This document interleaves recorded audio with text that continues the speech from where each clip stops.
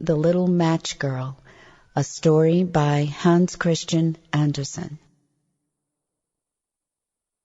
Most terribly cold it was.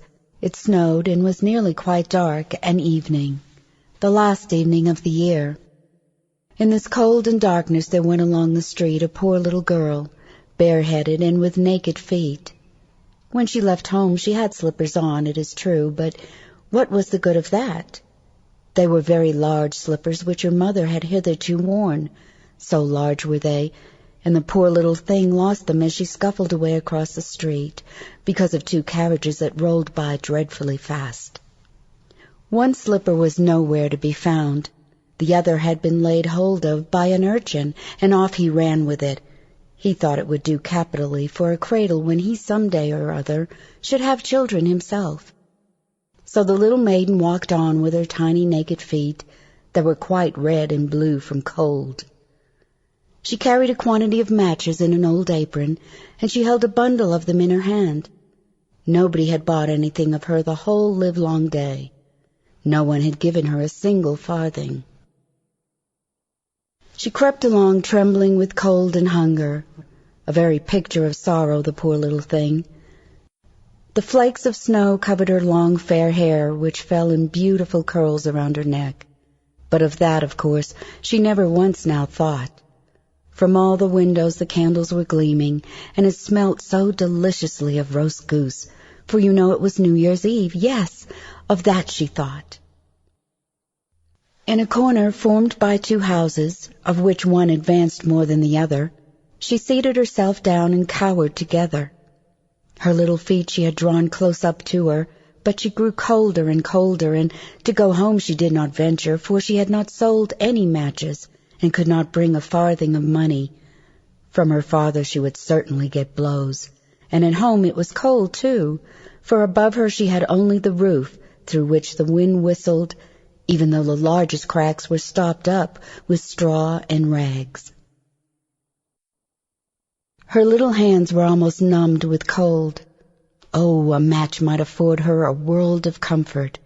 If she only dared take a single one out of the bundle, draw it against the wall, and warm her fingers by it. She drew one out. Whoosh! How it blazed, how it burned! It was a warm, bright flame, like a candle, as she held her hands over it. It was a wonderful light. It seemed really to the little maiden as though she were sitting before a large iron stove, with burnished brass feet and a brass ornament atop. The fire burned with such blessed influence. It warmed so delightfully. The little girl had already stretched out her feet to warm them too, but the small flame went out, the stove vanished. She had only the remains of the burned-out match in her hand. She rubbed another against the wall. It burned brightly, and where the light fell on the wall, there the wall became transparent like a veil, so that she could see into the room. On the table was spread a snow-white tablecloth.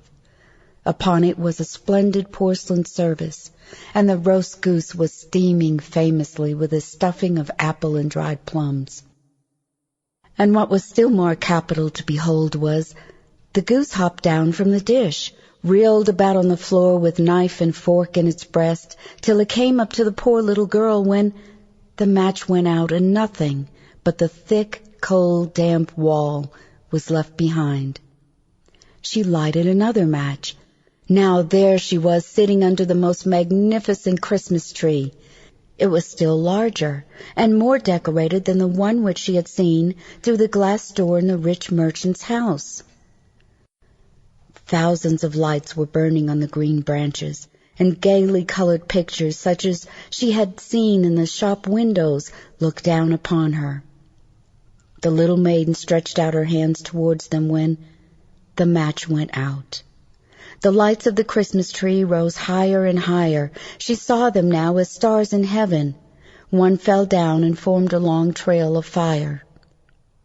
"Someone is just dead," said the little girl, for her old grandmother, the only person who had loved her, and who was now no more, had told her that when a star falls, a soul ascends to God. She drew another match against the wall.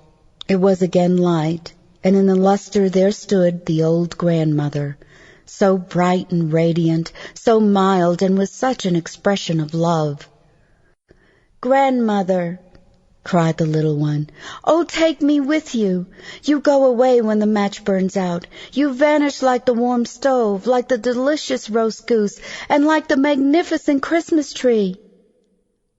And she rubbed the whole bundle of matches quickly against the wall, for she wanted to be quite sure of keeping her grandmother near her. And the matches gave such a brilliant light that it was brighter than at noonday.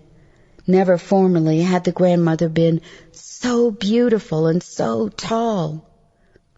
She took the little maiden on her arm, and both flew in brightness and in joy so high, so very high, and then above was neither cold, nor hunger, nor anxiety.